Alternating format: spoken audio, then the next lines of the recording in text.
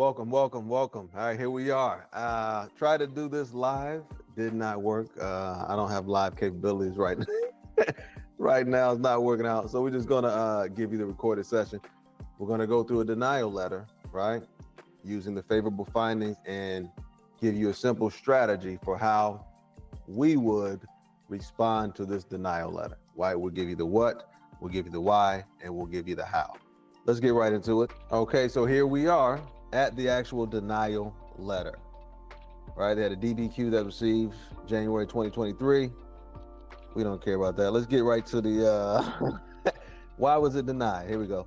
Last sentence. Service connection for acquired mental health condition claimed as major depression disorder, anxiety, and insomnia is denied since this condition neither occurred in nor was caused by service.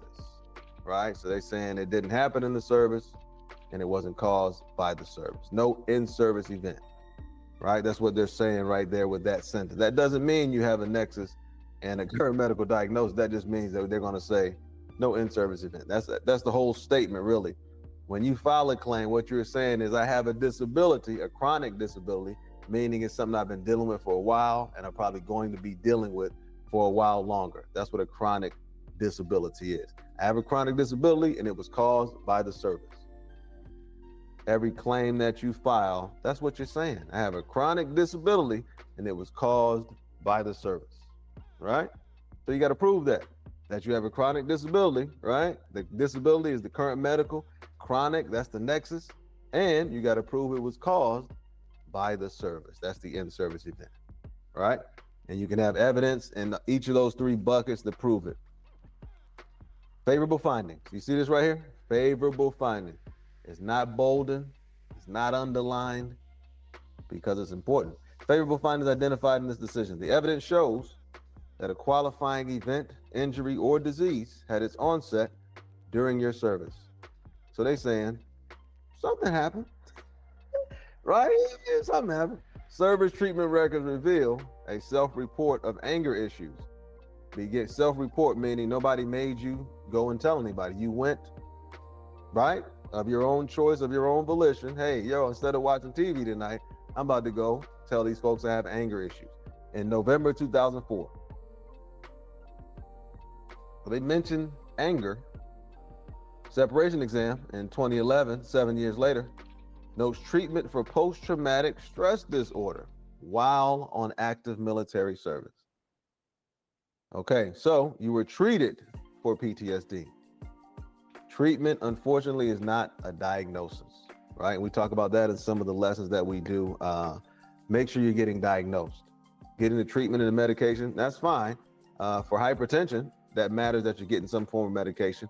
But you want to, most importantly, make sure you have that diagnosis. Hey, doc, do I have the diagnosis? Or just look through your records yourself to see if you have the diagnosis. People don't always tell the truth, right? But the documentation does. If you're willing to put forth the effort, take a little time to look through it. Okay, so right here, they're saying, that's essentially what the VA is saying. Right? There's no stressor though. They don't acknowledge any kind of stressor. In this situation, when you're filing for mental health, you need a stressor event. This happened that caused this mental health condition that I'm still dealing with today, right? Three-part puzzle.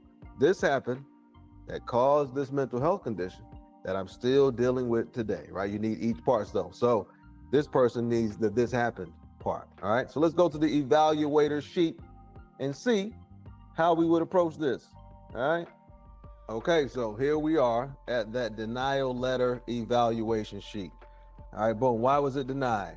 For that one, it looked like they were denied because there was no in-service event, there was no nexus, and there was no current medical diagnosis, right? So none of the three elements essentially, but in favorable findings, VA pretty much said, anger was discussed during your service. The source of that anger not identified. So in this situation, if you can go back and get those records, and if you look in the records and it's revealed whatever it is that caused the anger, right? That event, you need some kind of event. If you can go back, look at these records when you talked about the anger and prove what event caused the anger, Now you're in there. Now you got the in-service event. Now you just have to prove the nexus and the current medical diagnosis. Treated for PTSD. Again, treatment is unfortunately not a diagnosis. It gives you grounds for it. If you get a diagnosis, we'll believe it because you were treated for it earlier. But the fact that you were treated is not a diagnosis, right? A few words that are unsaid that could be pretty helpful as you evaluate this denial letter. Okay, so what do I need to prove in order to get this thing approved, right? The goal is approval.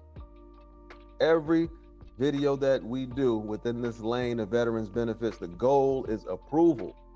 We give you information to help you accomplish that goal. We keep it as simple, right? The goal is approval. We want to give you information that you can use to get your approval. What do I need to prove? I need to prove an in-service event. I need to prove a nexus, right? That it's a chronic disability that I've been dealing with since I separated up until now. And I need to prove that I have a current medical diagnosis. In that case we just looked at, that denial letter, the recommended weapon for response is a nexus letter. Why? Because it gives you 1, 2, 3 of the elements. How do you get it? Speak with your doctor or go to a specializing clinic for military mental health. Wherever you are in this country of America, you can just Google military mental health clinic. I can't say I'm certain. I don't want to say like, bro, I'm 99% sure there's one within 20 miles of you, right? And if you get this approval, you're talking significant compensation on a monthly basis for the rest of your life. So if it takes 20 miles to get there, my advice, try to do it, bro, right? Try to do it. The what, why, the how of it all. All right? Keeping it simple, keeping it easy. But in that situation, this is the recommended response, a nexus letter. If you can get those records, again, if you can get those records showing whatever it is that you specifically talk about, event that caused the anger issues, now you have something. Without an event that caused the anger issues, that's going to be difficult. So the nexus letter can kind of wrap it up. But even in the nexus letter, you're going to have to reveal the event that caused the anger issues, right? In my opinion, that's the recommendation. Come on, man. Hey, learn the information. Use the information. If you deem it to be valuable, share the information. Don't be selfish, Brody. Have an incredible day.